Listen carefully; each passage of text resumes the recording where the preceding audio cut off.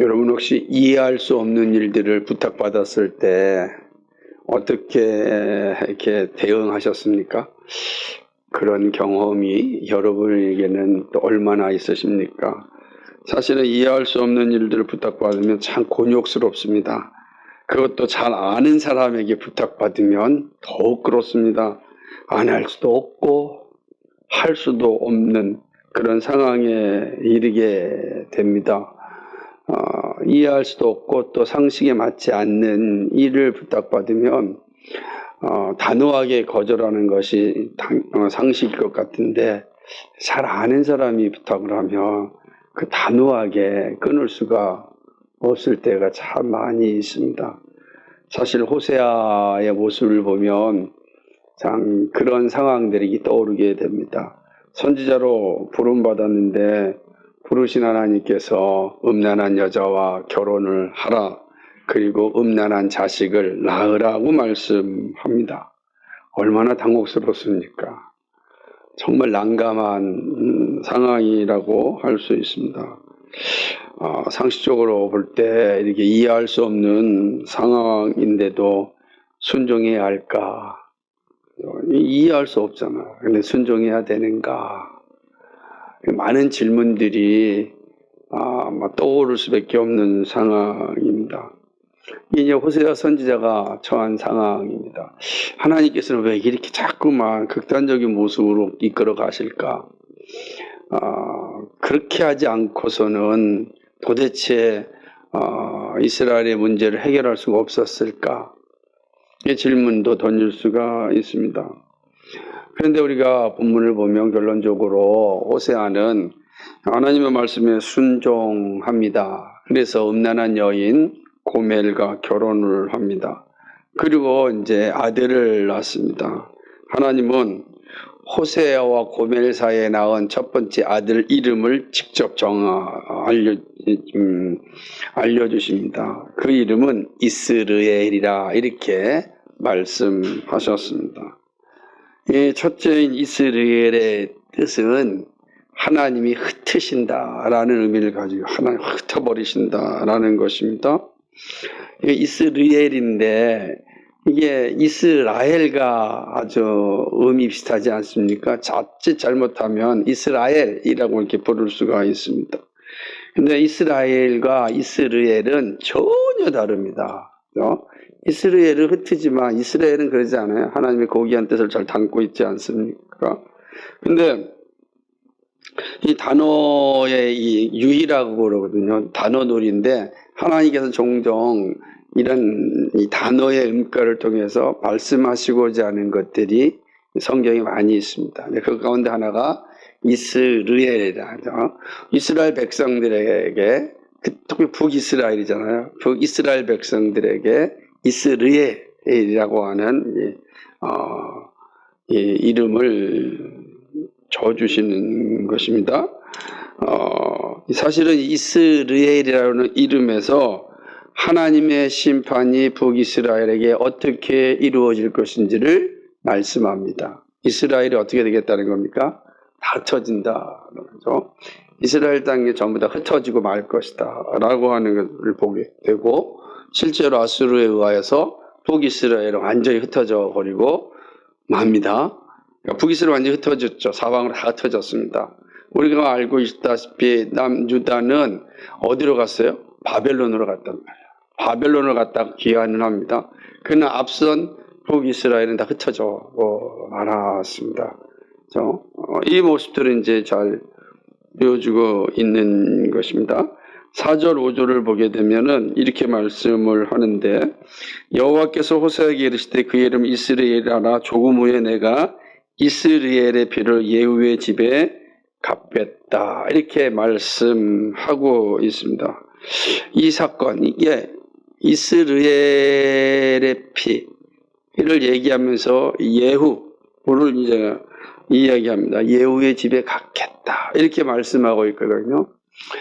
이 예후에 대한 사건은 열왕기하 10장 19절 30절에 이제 잘 나타나 있는데, 말씀드렸듯이 예후가 왕이 될 때에 엄청난 피를 흘려서 이제 왕위를 찬탈합니다. 물론 이제 그의 이 예후가 잠시 이 성전을 이렇게 개혁하였지만 완벽한 개혁은 아니었고 여전히 여로보암의 죄를 쫓아갔습니다. 단과 베델에서 이제 금송아지를 섬겼습니다. 하나님께서는 피를 많이 흘린 예후에 대해서 심판하셔야 되지만 그가 그래도 개혁하려고 애를 썼던 그 모습을 보시고서 예후에게는 심판하지 않습니다.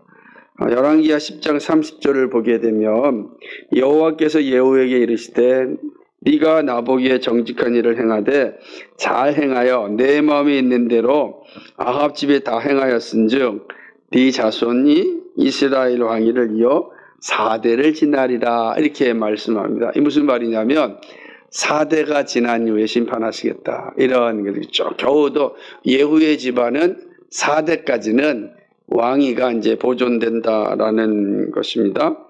그래서 여호아스, 요아스, 여로보암 2세, 스가랴 후에 심판하신다는 것 아니겠습니까? 그러면서 그날에 이스라엘 골짜기에서 이스라엘의 활을 꺾으신다고 말씀합니다. 이 참 언어인데 이스라엘 골짜기에서 이스라엘의 활을 꺾는다 이렇게 말씀하고 있어요. 이게 활은 뭘 의미하냐면 권력, 군사력을 의미하는 거니까 이스라엘의 군사력, 그죠? 이거를 다 끊어버리겠다. 활이 없으면 전쟁에서 뭐 이길 수 있는 방법이 없는 거죠. 그러니까 활을 꺾어버리시겠다 이렇게 이야기하는 것인가. 이스라엘을 향한 하나님의 심판을 아주 명확하게 이제 말씀하고 있습니다. 하나님께서 이런 망하게 될 이스라엘을 심판하시기를 위해서 하나의 장치를 사용하는데 그것이 바로 이제 이 고멜과의 결혼 아니겠습니까? 이게 음란한 여인 고멜, 또 음란한 자식 이스라엘은 이제 다 우상숭배와 관계된 거죠. 우리가 지난 시간에 살펴봤지만 이 우상숭배에 빠져 있는 상황을 묘사하는 겁니다. 하나님은 이스라엘 백성들의 범죄함을 잊지 않으셨습니다. 그래서 하나님은 선지자 호세아와 음란한 여인 고멜과 그들 가운데 태어난 자녀들을 통하여서 이스라엘을 향한 하나님의 마음, 다시 말하면 우상숭배에 빠져서 더 이상 돌이킬 수 없는 그런 상황 가운데 있는 이스라엘을 향한 심판을 말씀합니다. 우리가 계속해서 기억할 것은 지금 이 호세아가 사역하고 있는 여로보암 2세의 상황은 매우 부유하다 그랬습니다. 부자, 매우 부궁한 나라예요. 근데 그런 부궁한 나라죠. 전쟁에 능한 나라인데 하나님께서 뭘 말씀하시냐면은 활을 꺾어버리겠다는 거예요. 전쟁에 능한 이 여로보암의 활을 꺾어버렸다는 것은 그 북이스라엘을 하나님께서 철저하게 심판하신다. 는 것을 이제 말씀하는 것이죠. 그래서 이제 첫 번째 아들 이스라엘을 통하여서 이스라엘을 이렇게 흩으시겠다라고 이제 말씀하십니다. 그런 다음에 이제 둘째 딸을 이제 낳는데 둘째 딸의 이름이 참 재미있습니다. 로루하마라 그렇습니다. 그러니까 그의 이름을 로루하마라 이렇게 말씀하고 있는 것입니다. 이 로루하마는 보게 되면 6절에 보게 되면 내가 다시는 이스라엘 족속을 긍휼히 여겨서 용서하지 않을 것임이라 이렇게 말씀하고 있잖아요. 그러니까 이 로루하마라고 하는 것은 더는 긍휼이 없다 이런 단어예요. 더는 긍휼이 없다. 그러니까 하나님께서 더 이상 이스라엘을 향하여 긍휼을 베풀지 않으시겠다라는 것을 지금 이 노루하마라고 하는 이름을 통해서 말씀하시는 것입니다. 이스라엘 백성을 흩어버리고 긍휼을 여기지 않겠다는 게 둘째 딸 다 흩어버릴 겁니다. 흩어졌으니 얼마나 안타까운 상황입니까? 그런데 그 안타까운 상황에 대해서도 하나님께서 긍휼을 베풀지 않겠다. 라고 하는 게 이제 둘째 딸의 모습을 보여주는 거예요. 그렇지만 남쪽 유다는 하나님께서 보호하여 주신다. 이렇게 말씀을 하십니다. 하나님께서 그들을 지켜주신다는 거죠. 그러니까 무슨 말이냐면 또 그런 말씀하시면서 칼이나 어떤 병거를 통해서 이기게 하는 것이 아니다라고 말씀하세요. 실제로 여러분 그 BC 701년에 이제 이 시스기야 왕 때 아수르가 침략을 해옵니다. 아수르가 예루살렘 침략할 때 하나님께서 히스기야를 도우셔서 아수르의 침략으로부터 보호하시죠. 전쟁을 일으키지 않도록 하나님께서 이제 말씀해 주십니다. 그러니까 그런 상황들은 이제 호세아를 통해서 지금 말씀하고 있는 것이죠. 이스라엘을 돕지 않겠다라고 하는 그 모습이 사실은 셋째 아들의 이름에서 명확하게 나타나는데 이제 세 번째 아들을 낳습니다. 그 아들의 이름이 뭐냐? 노암미입니다. 노암미인데 이 노암미라고 하는 단어가 어떤 거냐면 9절에 보게 되면 너희는 내 백성이 아니요 라고 말하고 있잖아요. 나는 너희 하나님이 되지 아니할 것이라 이렇게 말씀하는 거예요. 그래서 이 노암미라는 건 내 백성이 아니다 라고 하는 의미를 가지고 있습니다. 참 이것은 하나님께서 이스라엘 백성들과 아주 완전한 결별을 선언하는 것이고 이스라엘의 완전한 멸망을 말하는 것입니다. 선지자들이 즐겨 쓰던 하나님의 언약의 핵심이 뭡니까?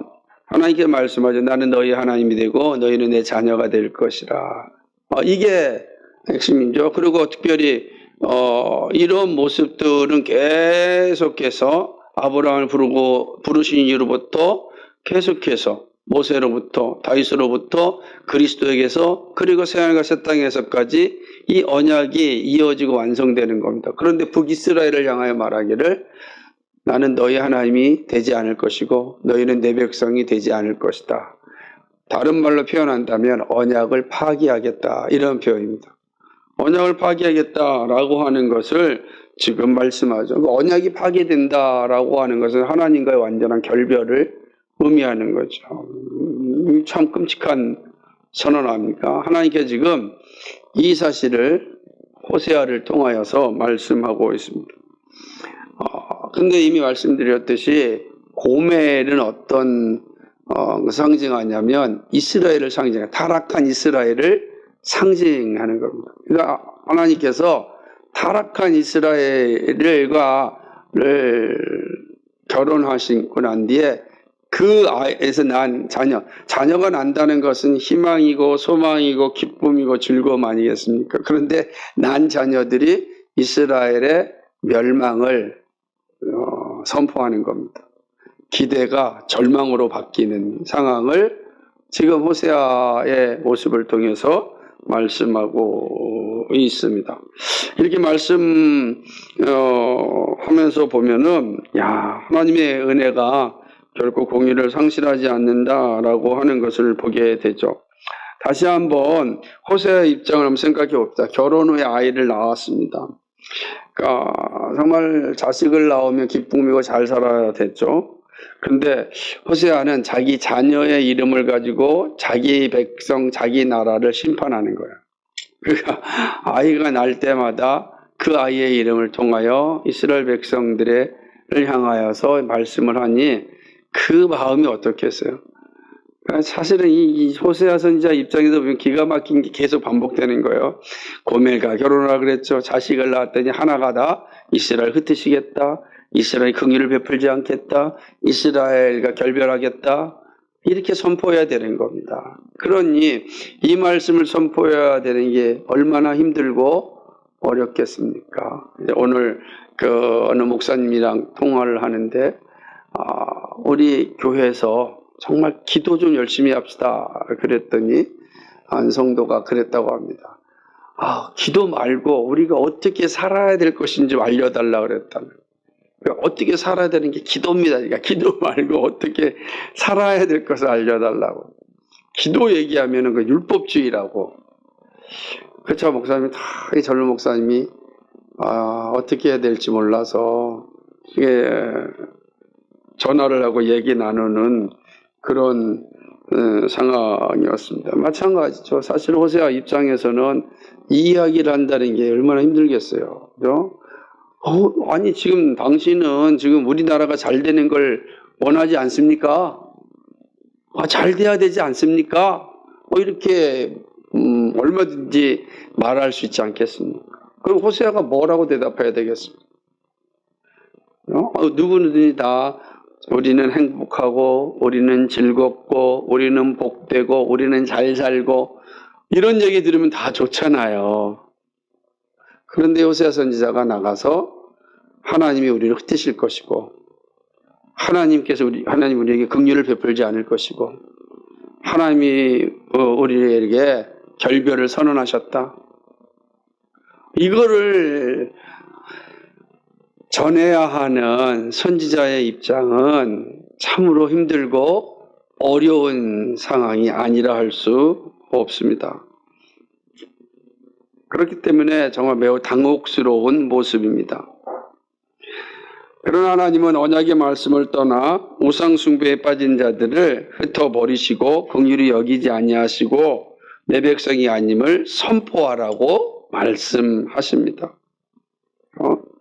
근데 이 말씀을 들을 때 호세아가 이 설교를 할 때 지금 이스라엘은 가장 잘 나가는 시대다라고 하는 겁니다. 그러면 잘 나간다라고 하는 건 권력의 어떤 힘이 최고조에 올라 있는 것 아니겠습니까? 여러분 생각해 보십시오. 한 정권이 우리의 삶을 풍요롭게 만들어주면 그 정권에 대해서 비판할 때 과연 그 비판하는 사람을 가만 놔두겠습니까? 지금 우리 이렇게 잘 살게 하고 있는데 네가 뭐냐? 라고 말하지 않겠습니까? 그런데 지금 이 호세아가 지금 이 말씀을 전하던 시대는 가장 잘 사는 부유한 시대입니다. 그러니까 정권이 가장 힘을 가지고 있는 시대입니다. 그러다 보니까 부유하고 잘 살다 보니까 타락이 아주 그냥 부패함이 만연되어 있는 거죠. 특별히 이 시대도 마찬가지로 이 만몬을 섬기는 우상숭배가 당연한 거였고요. 각종 우상숭배들이 가득하였고 여전히 단과 베델에서는 계속해서 제단을 쌓아지고 있는 상황입니다. 그러니까 이런 상황 가운데 하나님의 말씀을 전하면서 하나님께서 흩으실 것이고 긍휼을 베풀지 않을 것이고 하나님께서 결별을 선언할 것이다. 쉽지 않은 거죠. 정말 쉽지 않은 상황인 것을 보게 되는 것입니다. 하지만 하나님께서는 그렇게 하셔야만 했던 역사입니다. 왜냐하면 외적으로는 부유하고 아주 권력이 아주 튼튼하고 전쟁을 할 때마다 승리하였지만 하나님의 눈앞은 곧 망할 거거든요. 그죠? 이제 여로보암 2세 다음이 스가랴고 스가랴 다음에 하나님께서 이스라엘을 심판하실 겁니다.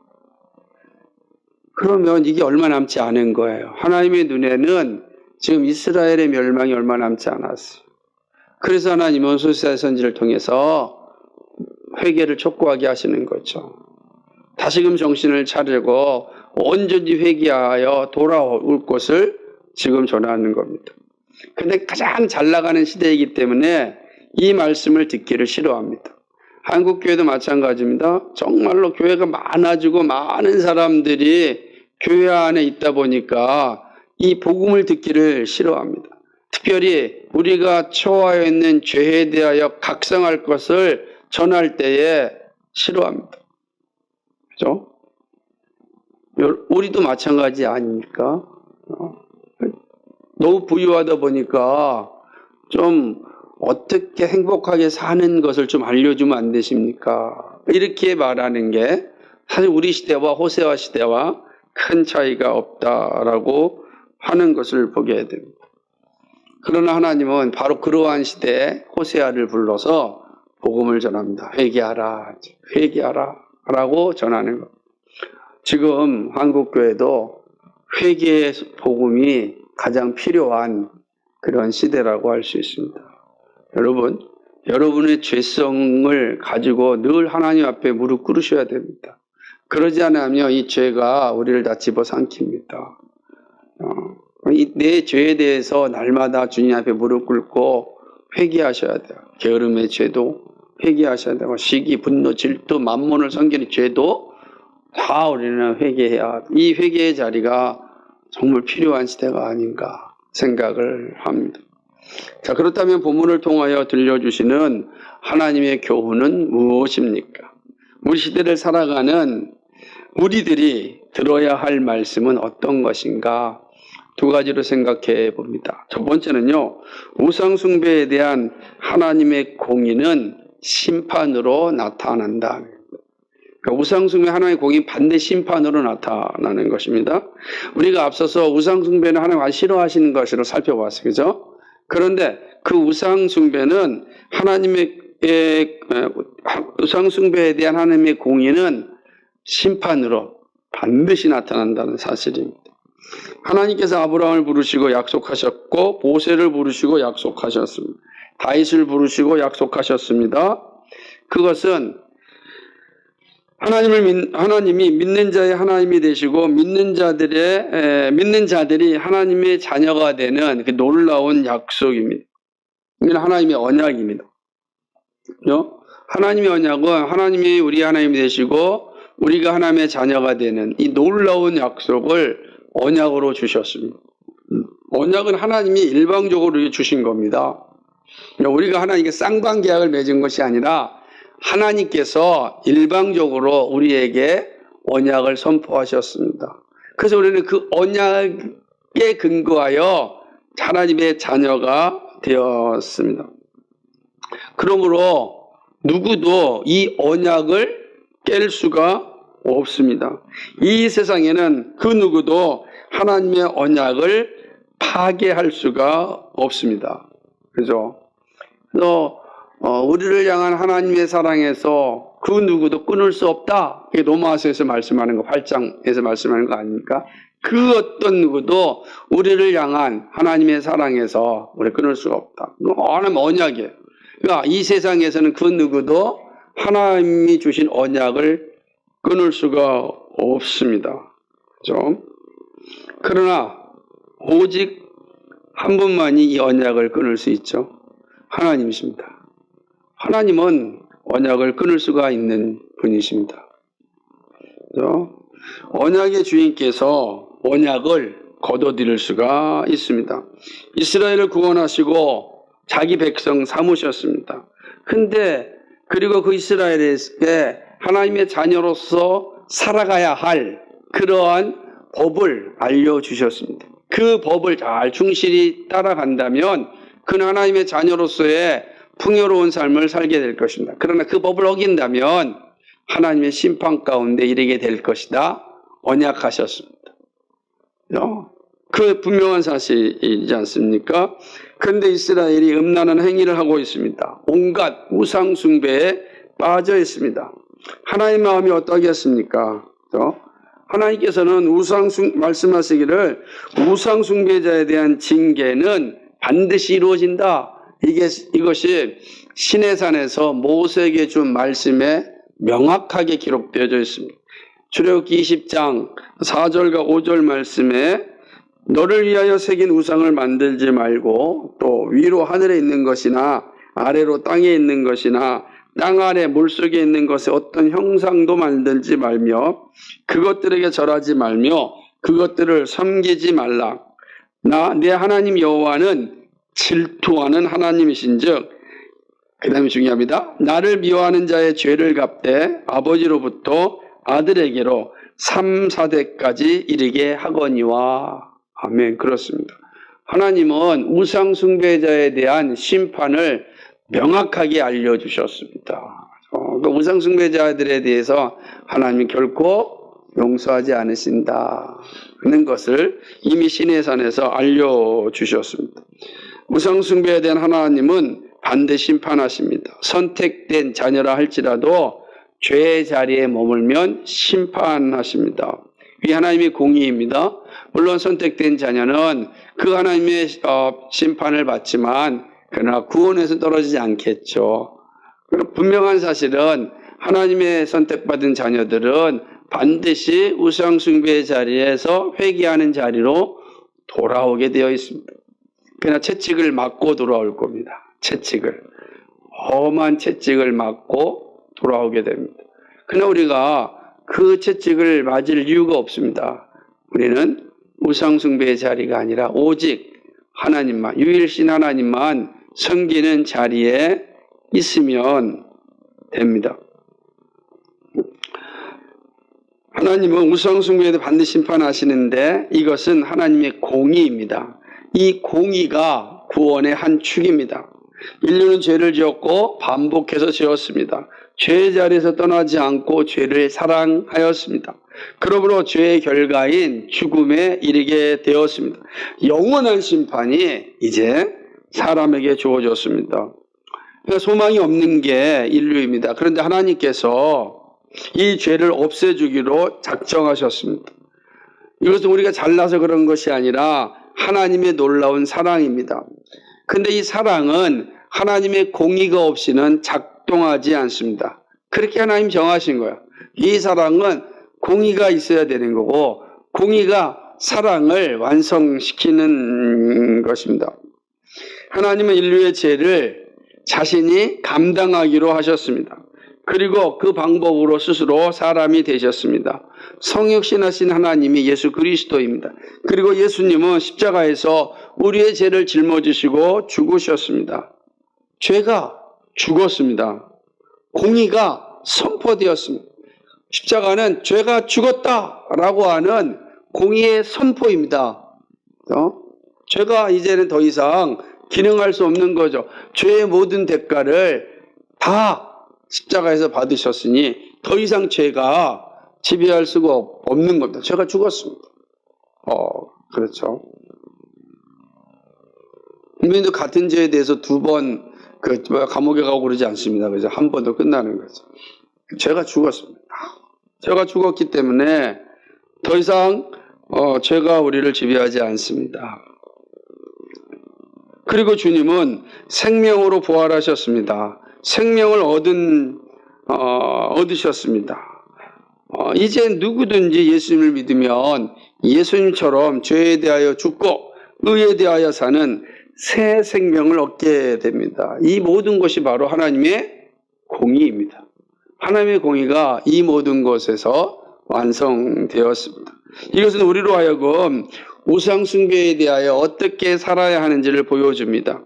우상숭배에 대하여 우리는 공의롭게 행동해야 합니다. 이것이 다시 회복할 수 있는 시작입니다. 호세아를 통하여 고멜과 결혼하게 하시고 자녀들의 이름을 통하여 하나님의 마음을 분명하게 보여주셨습니다. 그죠? 우상숭배는 하나님이 어떻게 하신다고요? 흩어버리시는 거예요. 우상숭배자는. 우상숭배자에게 하나님이 긍휼을 베풀지 않습니다. 우상숭배자에게 하나님께서 행하시는 것은 더 이상 내 자녀여 내 백성이 아니다 라고 결별하십니다. 우리가 우상숭배에 대해서 이 선언을 해야 된다는 것입니다. 이게 공의란 말이죠. 우리는 우상숭배에 대해서 우리는 다 흩어버려야 됩니다. 이 선언을 해야 되는 거죠. 우상숭배자와는 함께해서는 안 되는 거. 그래서 함께하지 말라라고 성경이 계속해서 반복해서 말하고 있는 것입니다. 백성이 아닌데 백성이라고 할 수 없죠. 이 사실을 호세아서를 통하여서 하나님께서 분명하게 보여주고 있습니다. 이런 이제 우상숭배에 대한 아주 분명한 자세가 우리 가운데 있기를 소망합니다. 두 번째는 하나님의 선하심을 항상 믿어야 합니다. 이 두 가지가 다 있습니다. 하나님의 선하심에 대하여 우리는 종종 의심할 때가 있습니다. 자신의 생각과 다른 일이 일어날 때 의심합니다. 그래서 하나님께 불충을 행할 때가 있고 불순종합니다. 호세아 역시 이해할 수 없는 상황에서 얼마든지 불순종할 수 있습니다. 얼마든지 불순종. 이거는 이게 왜 이런 일을 저한테 시킵니까? 하고 많은 일도 많은데 이런 불의한 일을 제가 해야 되겠습니까? 얼마든지 불순종할 수 있습니다. 그 상황이 분명합니다. 그러나 호세아는 하나님의 명령에 순종하였습니다. 하나님의 명령에 불순종하지 않았습니다. 온전한 마음으로 순종하였습니다. 여러분, 이 표현을 도대체 호세아는 어떤 믿음이 있기에 이 하나님의 불의한 명령에 순종하였을까? 불의하게 보이는 명령에 순종하였을까? 이 땅의 삶은 이해할 수 없는 일들이 정말 자주 일어납니다. 아무 죄도 없는 것 같은데 고난과 어려움이 올 수 있습니다. 그래서 하나님께 원망하기도 합니다. 누가 떠오르십니까? 욥이 떠오르잖아요. 그죠? 욥이 그러죠. 욥은 경건하게 살았다고 생각하였습니다. 친구들의 말에 의하면 친구들이 말하는 거 틀렸다고 확신하였습니다. 친구들이 말하는 것처럼 자신이 그렇게 산 것 같지 않았습니다. 근데 자신이 당하는 고통이, 고난이 너무나도 힘드니까 하나님께 따지지 않습니까? 하나님께 막 정하지 않습니까? 그럴 수 있는 것입니다. 그렇죠? 자신은 최선을 다해 믿음의 길을 갔는데 삶이 엉망진창이 되었고 가족과 친구들과 이웃들에게 조롱을 당하였습니다. 하나님께 원망하지 않을 수 없는 상황이 온 것입니다. 욥의 입장이 된다면 얼마든지 그럴 수 있습니다. 그런데 그런 욥에게 하나님이 나타나셔서 우주 가운데 일어나는 일에 대하여 아느냐라고 묻습니다. 야, 참 할 말이 아무것도 없는 거죠. 이 세상이 어떻게 움직이는 것 아느냐? 저 작은 미물에서부터 시작하여 온 우주의 운영에 이르기까지 너 아는 게 뭐 있느냐? 욥은 아무 말도 할 수가 없었습니다. 아는 게 없었습니다. 정말 무식하고 무지하였음을 고백하지 않을 수 없었습니다. 그걸 고백하는 거예요. 제가 참 무지하였습니다. 아는 것 같았고 이 정도 신앙이면 될 것 같다고 생각하였는데 제가 정말 무지하였습니다. 고백하는 건 아니겠습니까? 그렇죠? 결국 욥은 내가 늘 귀로만 들었는데 이제 눈으로 본다라고 고백하지 않습니다. 더 이상 하나님 앞에서 자신의 글을 드러낼 이유가 없어졌습니다. 그리고 철저하게 회개하는 자리에 이르는 것을 보게 됩니다. 근데 호세아의 입장 역시 동일합니다. 호세아 입장에서도 선지자로 부름받았는데 이거 만약에 고멜과 결혼한다면 한번 생각해 보십시오. 친구들, 가족들, 친척들, 형제들 난리가 아닐 겁니다. 지금도 우리도 그러지 않습니까? 조금 집안이 어려운 사람과 결혼하면 온갖 얘기를 듣습니다. 그런 겁니다. 그런데 이거는 그거 비교되지 않는 겁니다. 그러니 이 소리를 들을 수 있겠습니까? 예?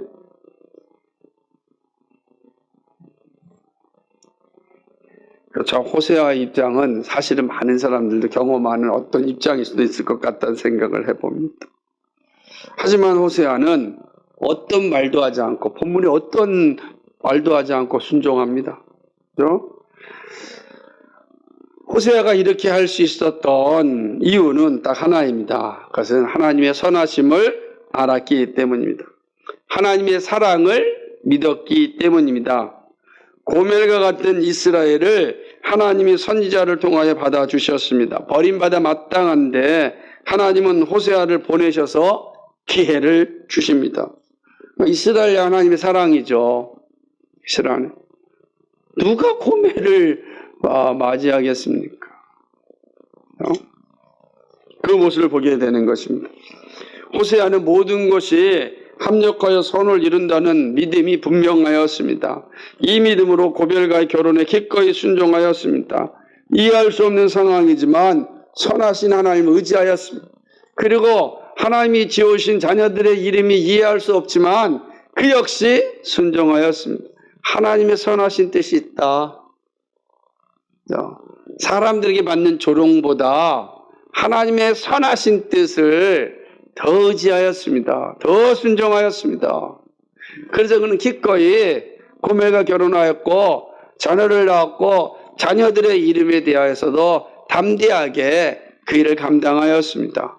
하나님의 선하심을 확신하였기 때문에 그렇습니다. 나를 사랑하실 때 끝까지 사랑하시는 그 하나님을 확신하였습니다. 이 확신이 참된 믿음의 길을 가게 합니다. 소명을 감당할 수 있는 힘을 주십니다. 여러분, 하나님께서 우리 각자에게 소명을 주셨는데 그 소명을 끝까지 감당할 수 있는 것은 하나님의 선하심에 대한 확신이 있어야 됩니다. 그것이 없으면 우리는 두려워서 못 갑니다. 한 발짝도 못 나갑니다. 이 믿음의 길이 두려우면 다 여로보암 2세처럼 뭘 의지합니까? 이 시대 사람들처럼 다 권력과 만문과 여기 말씀하시는 것처럼 말과 마병, 활과 칼 이런 걸 의지합니다. 활, 칼, 말과 마병 이런 거 의지하는 거예요. 이런 거 의지하고서 자신의 삶을 살아가는 거죠. 나한테 아무것이 없다 할지라도 담대하게 살 수 있는 것은 하나님의 선하심에 대한 믿음입니다. 그것이 없으면 다 무너집니다. 호세아도 그 믿음이 있었기 때문에 이 어려운 상황과 흔들리지 않고 자신의 소명을 끝까지 감당할 수 있었습니다. 사실 욥도 잘 보면 하나님에 대한 확실한 믿음이 있었습니다. 주변이 어렵고 힘들었지만 그는 하나님을 의지하였습니다. 결국 그도 하나님이신 놀라운 복을 누리지 않습니까? 친구들의 말이 옳지 않고 욥의 말이 옳다. 말씀을 냈습니다. 부하게 살던 시대에 하나님의 법을 떠난 이들에 대한 하나님의 심판과 사랑의 메시지입니다. 이들은 장차 이스라엘의 이 말, 멸망과 회복을 예언합니다. 호세아 선지자 역시 하나님의 부르심에 충실하게 순종합니다. 상식에서 머물지 않고 복음으로 살아가는 모습을 볼 수가 있습니다. 사실 고멜의 모습은 이스라엘의 모습만이 아닙니다. 우리의 모습이기도 합니다. 별 볼 일 없는 존재가 우리의 모습입니다. 바울이 증거하는 것처럼 우리의 존재 자체가 본질상 진노의 자녀였습니다.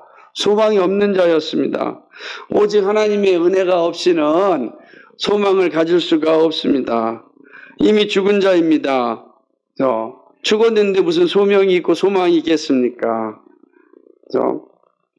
우리는 아무런 가치도 없는 존재. 그러니까 이스라엘 백성들과 같다. 우리 별 볼 일 없이 그런 존재다라고 하는 거죠. 그것이 고멜이고 이스라엘 백성이고 우리들이었습니다. 예를 들어 오늘 인류는 소망이 없습니다. 죄는요, 죄 문제 해결 없이는 결코 구원을 받을 수 없습니다.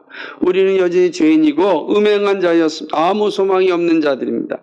그런데 예수님이 오셔서 우리의 죄를 해결해 주시고 하나님과 화목하게 하셨습니다.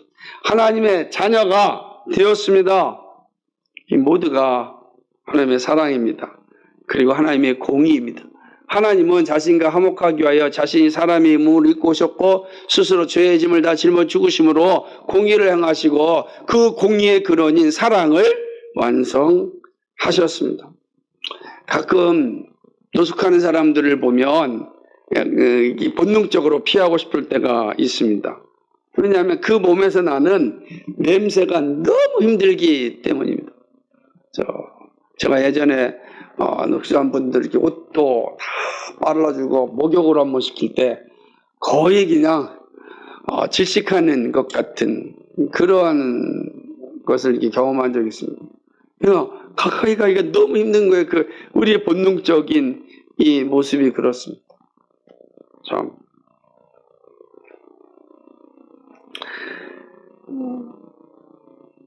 호세아가 하나님이 이스라엘을 생각할 때 그런 거예요.